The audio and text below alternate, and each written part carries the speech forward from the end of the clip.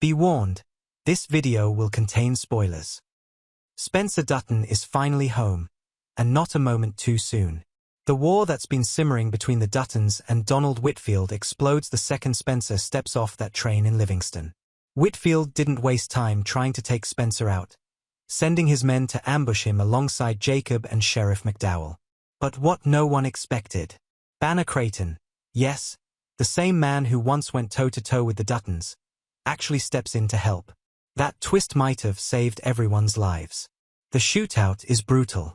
Jacob and McDowell are both wounded, but they make it out alive. And with Spencer now back in Montana, the tide finally turns.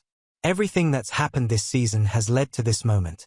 Spencer stepping into his destiny.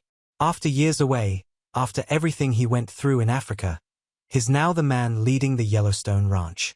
With Jacob needing to rush Alex to the hospital in Bozeman, Spencer wastes no time rallying the cowboys. He doesn't just take charge, he finishes the job. Whitfield's heavily armed enforcer. Spencer takes him down. The remaining attackers inside the lodge, finished off by Kara's sharpshooting, Zane and Elizabeth's grit, and Spencer's unwavering resolve. Whitfield's reign is finally over. This isn't just a win, it's the Dutton legacy being reclaimed, and Spencer is the one carrying that weight now. But victory doesn't come without devastating loss. Alexandra's final hours are a gut punch.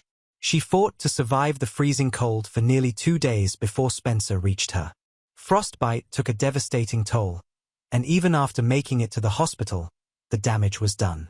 Alex gave birth to a son, John Dutton too, but refused life-saving surgery so she could nurse her baby. That decision cost her everything. She passed away in her sleep, holding on to her final moments with Spencer and the baby they created together. It's a heartbreaking, powerful moment. She chose her child's life over her own. Her death doesn't just mark the end of her story, it leaves a scar on Spencer that won't fade. And it's what fuels his final push against Whitfield. From here on out, he carries that grief with him as both a sword and a shield. Kara, ever the matriarch, steps in to raise baby John, and just like that, another generation of Duttons begins. Meanwhile, Teonna Rainwater's journey takes a completely different path, but it's no less significant. After killing one of Marshal Fawcett's deputies during her escape, it seemed like Teonna's fate was sealed. But what changed everything was Fawcett herself. She heard what Teonna had endured, unspeakable abuse, rape, and torment in that so-called boarding school, and rather than turning a blind eye, she stood by her. In court, the judge questioned why the case was even brought before him, and ultimately, the charges were dropped. Teonna walked out of that courtroom a free woman. But her freedom came with pain. She lost everything escaping Father Renaud and the brutal system that tried to crush her. Fawcett, along with her native deputy, gave Teonna the chance to write a new story.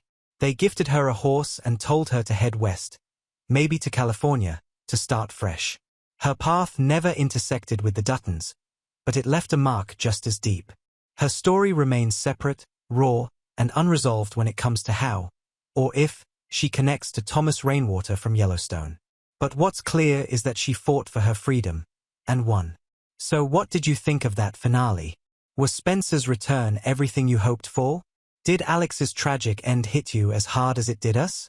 And where do you think Teonna's journey is headed next? Drop your thoughts in the comments. We want to hear everything.